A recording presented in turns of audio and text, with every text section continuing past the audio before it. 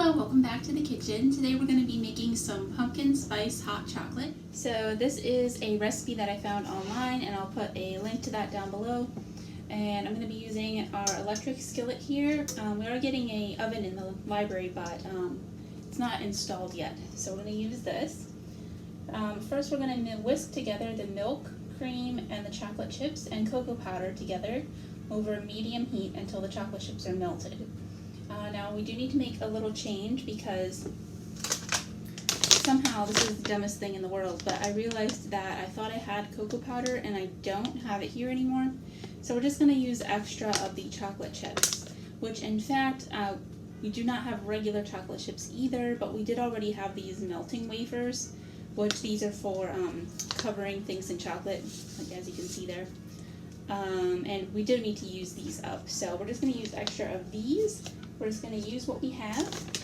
And also, instead of pumpkin pie spice, I do have just the separate spices. So pumpkin pie spice is usually cinnamon, allspice, ginger, and nutmeg.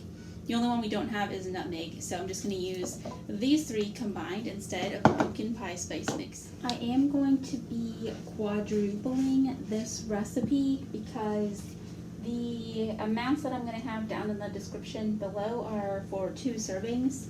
I think probably more than 2 people at the library are going to want some of this. So instead of half a cup of milk, I'm going to do 2 cups of milk.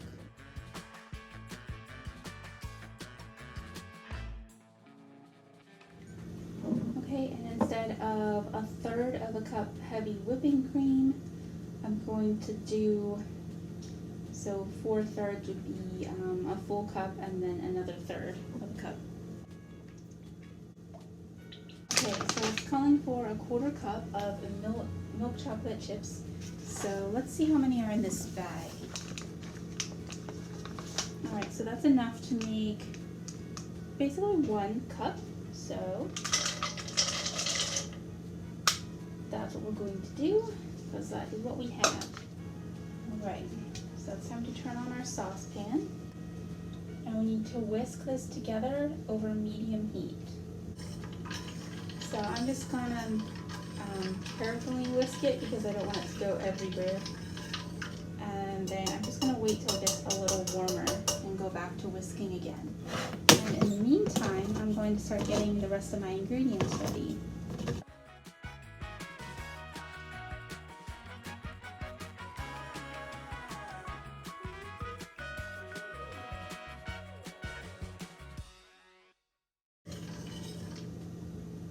My plug wasn't pushed all the way in over here, so that's why it wasn't getting warm.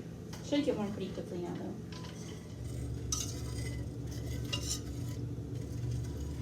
And it is important to keep stirring this as it's melting because you really do not want this to burn. Burnt chocolate is awful and there's no salvaging it. If you burn your chocolate, you just have to start all over. So it's best to just keep stirring. Now if you had a deeper pan than what I'm using, you could maybe actually, like whisk quickly. But if I do that here, it will just slop over the sides, which I already did once over there. So that's why I'm just going slowly instead. And now it seemed like it's wanting to start boiling, so I'm turning it down. Because I can start to see bubbles forming. Not just bubbles from stirring, but actual bubbles from it was starting to simmer, or would have even got to boiling if I hadn't turned it down. Alright, so I'm not really seeing any more little chocolate bits here. I mean, other than a couple little really tiny ones. So I'm going to add the other ingredients. Alright, so I said 6... Don't stay there then. Alright, so I said 6 teaspoons of the pumpkin, so 1. And it doesn't really matter if these are like super precise teaspoons like you would use for baking. So you don't have to really level these off unless you just really want to. Alright, and now our 1 teaspoon of pumpkin pie spice, which I'm going to be making using these three that I showed you before.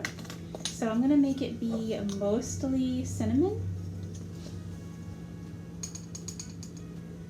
just because these other two, the allspice and the barely wants to fit in there, and the ginger are pretty powerful. So you generally would use less of those than of your other spices. Okay. And I've somehow managed to spill allspice all over the counter. A bit of a skin did start to form. Right, let me show you. I don't know if you can see it here. There's a little bit right there. These kind of like there and there. I don't know if you can tell. A little bit of a skin started to form from the milk.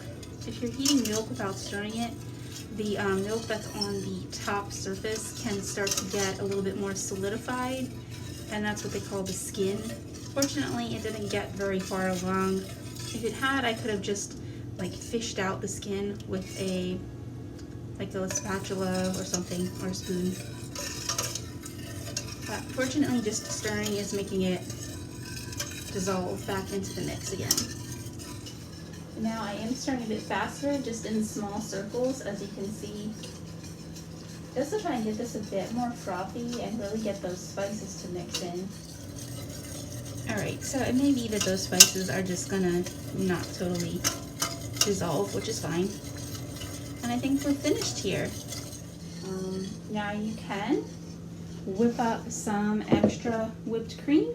You would just take this along with some sugar. I will put it down in the description what the actual ratio for that is, how much sugar to how much whipping cream you would want to whip up. I can also put a link down below to a video where I make whipped cream, so you can see that. But I already used most of this in the actual hot chocolate, so I'm not going to whip up any extra whipped cream. I'll probably just serve this with some marshmallows.